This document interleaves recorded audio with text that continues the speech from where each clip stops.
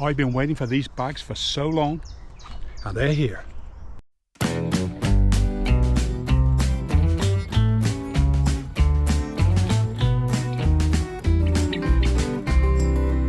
what bags am I on about? Well, I have been looking for a pannier bag for my bike. I've got a fat bike, obviously, with a old man mountain rear pannier. I prefer panniers to seat packs because I like to, first of all, I like to run a drop post, and secondly, I like to keep the weight low on the bike. So that's my criteria. And I've seen some Revelate Designs bags around for a few years, but I just cannot get them. They've just went out of stock and vanished. There is a UK importer, the Bikemonger, kept looking on there, nothing, just shows out of stock. And then I noticed on bikepacking.com that there is a new bag out.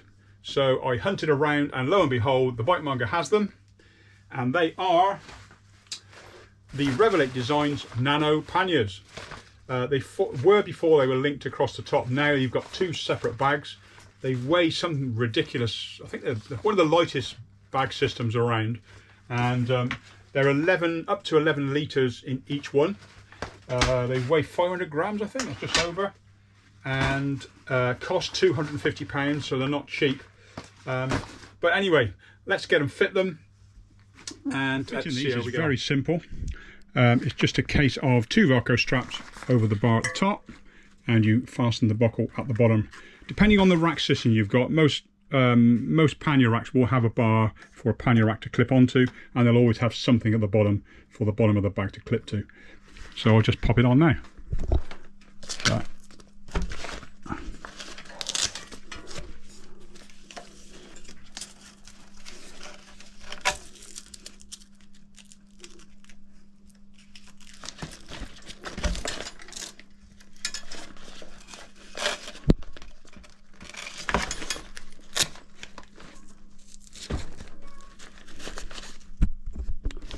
literally through the buckle and then onto the Velcro at the back.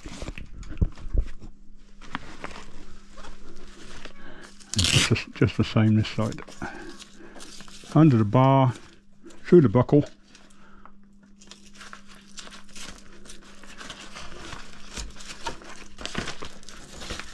Pull it tight and clip the Velcro up. And then on the bottom, very simple.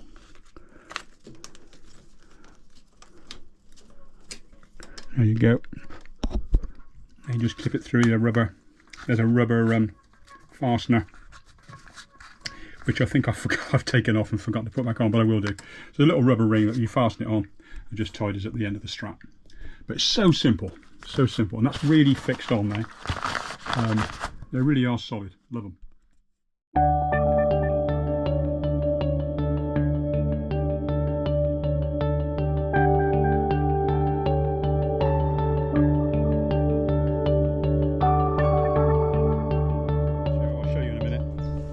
The design is really minimal, but very, very well designed. Really impressed. I've got them packed. I've packed them twice now. I've tried two different setups, but I'll go through what's in there in a minute. This is interesting. This is just a little fiberglass plate on a strap, which compresses the bag sideways, keeps it strapped in. Then you've got another strap that goes over the top, and obviously you've got a roll top for each bag. So what have we got in here? Let's just quickly show you.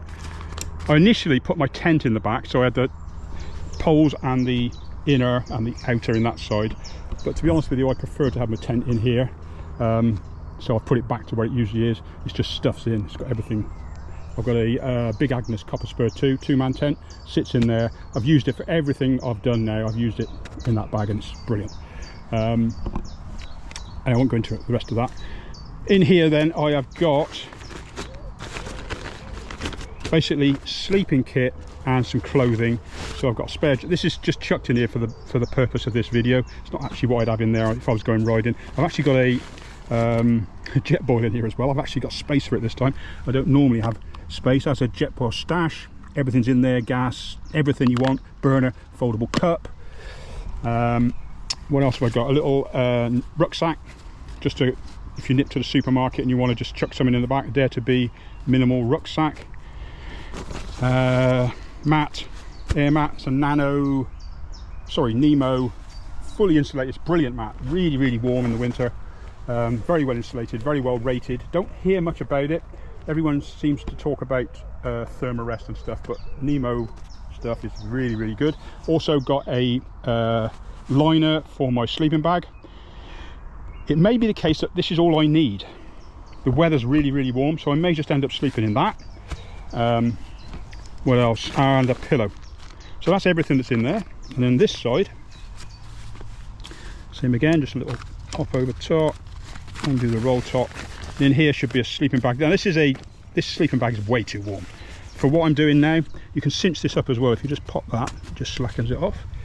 So in here I've got a full-on super warm sleeping bag, which is way, way, way too big and too hot for this weather, but it's the only one I've got at the moment, so I've just put it in there for the purpose of this video.